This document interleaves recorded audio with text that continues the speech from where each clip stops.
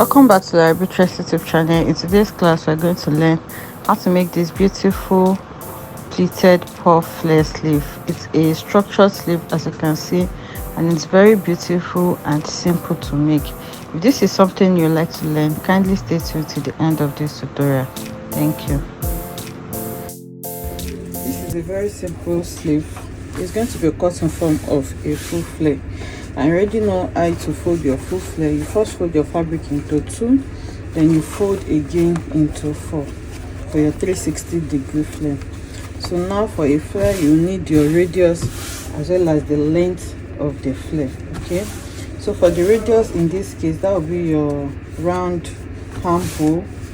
So because this is going to be like a structured sleeve and you're going to be doing a lot of pleating, depending on how puffy you want it to be, you can multiply your round armhole by 2 or 2.5. Let's say your round armhole is 16 or 18, you can multiply by 2. If you multiply by 2, it's going to give you 36.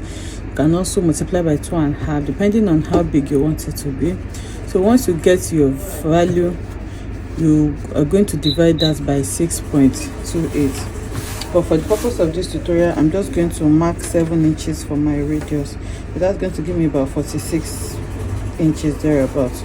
So now from this point here, I'm marking 7 inches all around, and that is going to be the radius of this flare. So now you're going to take your tape, place it at the edge, and then mark around your 7 inches. So after marking it round, I'm going to go ahead and connect them together like this so you can see. So after connecting your radius, the next is to mark the length of this sleeve.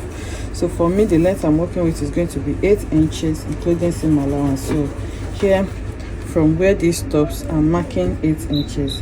Another thing you can do is to add the 8 to the 7, and that's going to give you 15 inches. So you can mark 15 inches from this point so that I can have something as round as possible. Whichever one you choose to work with is fine. So now after marking the 15 inches all around, just like I did for the radius, I'm going to connect it, then we'll cut. Okay, so this is my 15 inches. Now I'm going to connect where I marked, and then I'm going to grab my scissors and then cut it out. So you're going to cut both your radius and your flare length, and you make sure that your fabric is well arranged. So after cutting it, now you can decide to cut out your lining before you shape it, or you shape it first before you cut your lining. But for shaping, it's very easy. So now this is the flare that we need. This is what we're going to work with, and you can see that it is a full 360-degree flare. So now before I open it out, I'm going to notch the midpoint. Okay, just the important point, so that it's going to guide you, because remember I said we're going to shape this. So this is the midpoint for the upper part, and this is the midpoint for the lower part. So now I'm going to open this out, and then I'm going to connect so that I can give me that curved shape. I'm going to connect from this midpoint that I notched to one of the edges, whichever one you choose to work with. So I'm using this side. You can use your freehand for this, and if you have a curved ruler, you can also use your curved ruler for it. So now you're just going to place it in a way that it gives you a smooth curve. So I'm trying to get a curve that is as smooth as you want, and if it's not giving you what you want, you can break it, okay, and do it in bits. And like I said, you can also use your freehand. If you're using a freehand, you connect from this edge here in a curved way to meet with what you have notched at your center point, which is here. So you can see. So if you don't want to do that, you can place your curve and then try to smoothen it out a little bit, so you can see. And then from there, I'm going to find a curve to the edge. So whichever method you choose to work with is fine. So after drawing out that curve, the next thing I'm going to do now is to grab my scissors and then cut out my new shape.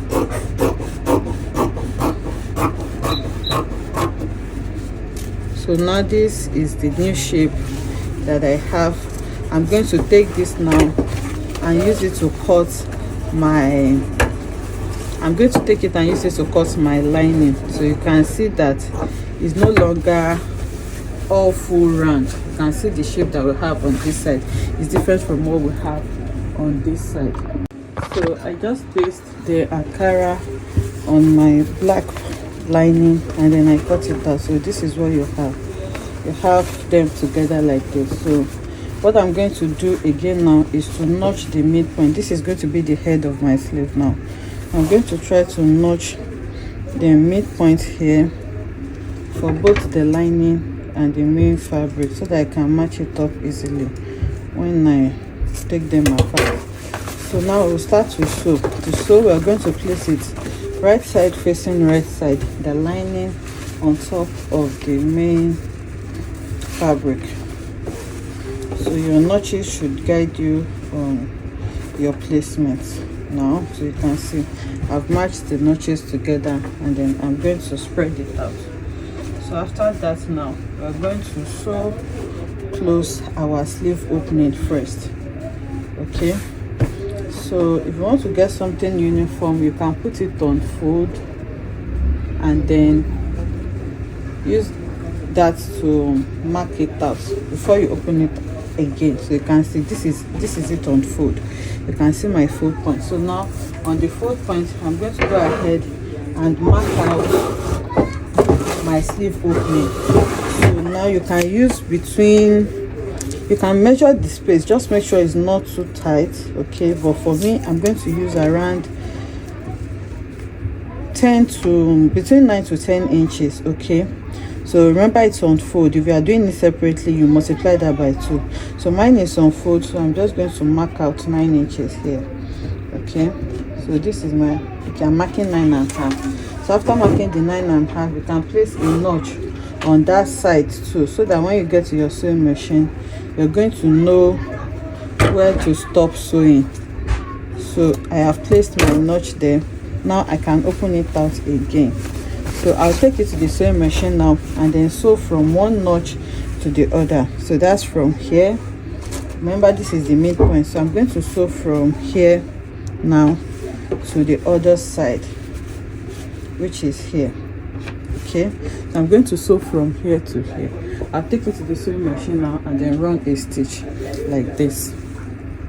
Okay, so I have ironed it. Please, if you're making this, is just for tutorial purpose, that's why I'm not adding interfacing to it. If you want it really structured, it is advisable that you iron maybe a gum stay to your lining so that it can give it that structured effect. So what I'm doing now is notching where I sew. You can see I sew from this notch to notch, so you can see that the other side is open. I just sewed where I measured. So here now I'm trying to notch it because it's a curve and I want it to relax well. So after notching it, you can flip it to the right side and iron first before you continue sewing. So now I'm done notching it. I want to flip it so that I can iron it flat. So after ironing it now, we'll go ahead and sew it completely. So I'm placing a fabric underneath it and then I'll go ahead and iron.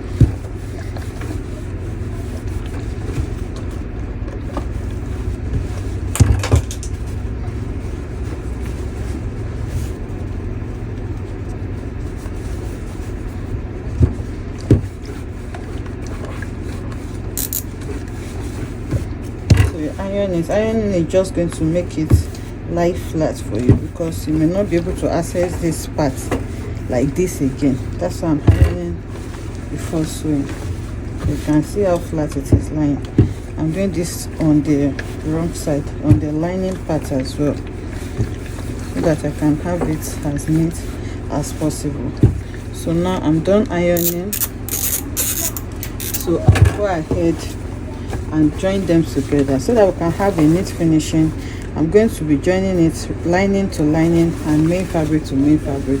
So this is how you are going to place it. Remember, this is where you stopped sewing.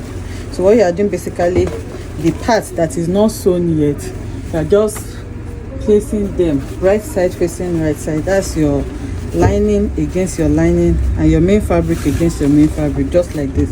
So I'm going to place it like this and then sew. The same thing I'm going to do to the lining as well. I'm going to place the lining on each other. Make sure that it is your right side that is facing your right side, so that you sew on the wrong side and then you can turn it neatly. So I'll do the same thing for the lining as well. I'll sew it and bring it back to show it. So I have gone ahead to sew it. Now you can see you sew your fabric to fabric and then your lining to lining. So this is the part that we sew earlier. Okay, so you separate it and sew. So after sewing it, now I'm going to go ahead and turn it out. So because you sew them separately, all these rough edges is going to be concealed. You're not going to see it. So now I'm turning it out now, and then I'm going to go ahead and iron it again. Okay, so this is the opening that we created, that 9.5 inches opening that I created. So you can see, if you want yours to be bigger than this, you know what to do, but this is for somebody slightly big, so I don't want it to be too tight. So now this is my main fabric. The lining just goes inside the main fabric like this. So they are still separate. To make this easier for you to sew, you can just take it to your sewing machine now and then run a stitch. I have a notch here, so that notch is going to guide me on where to stitch. So the stitching is not necessary, but it's going to make the work a lot easier. So I'll just take it to the sewing machine now and hold my lining and main fabric together with a stitch so that I can have it easier. Okay, so now I'm holding them together. You can see now that we have a single piece and it will be easier for you to sew. So this is what we have. So now this is the head of the sleeve, this is the underarm area. Remember, this is where your sleeve opening is. So this is the head of the sleeve. So you don't want it this pointed. So I'm just going to go ahead and shape it up here so that it can just blend in very well. So you can see what I have now. Like I said, this is going to be my sleeve opening.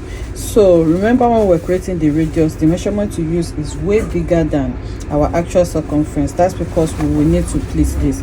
So now what you need to do now is to pleat this back to your actual measurement. So you can start pleating from the center point, which is here. So you just make sure that you pleat it to your actual round armhole. So you can gather or pleat, whichever one you want to work with is fine. Just make sure that what you have is your actual round armhole. So you can see I am pleating this. So now I'll go ahead and pleat both sides and then bring it back to show us what it looks like. So I'm going ahead to pleat it, you can see, and then I pleat it back to 9 inches, which is my actual armhole measurement. So you can see, so you pleat it to whatever armhole, your original armhole measurement. Okay, so that you can sew it easily to your armhole. You can see all the puffiness that we have around here. So you're going to sew this to your armhole and then your arm comes out from here. So now I'm going to take it to the mannequin so that we can see what it looks like. Okay, so this is what it looks like on the mannequin. You can see how beautiful it is and how simple it is to make. I hope you enjoyed making this beautiful tutorial with me. If you enjoyed it, let us know in the comment section. Like, comment and subscribe to our channel. Kindly follow us on all our social medias at Libratress on Instagram, TikTok, Facebook, on all social media platforms, and you can shop any of our designs on libratress.com. Thank you.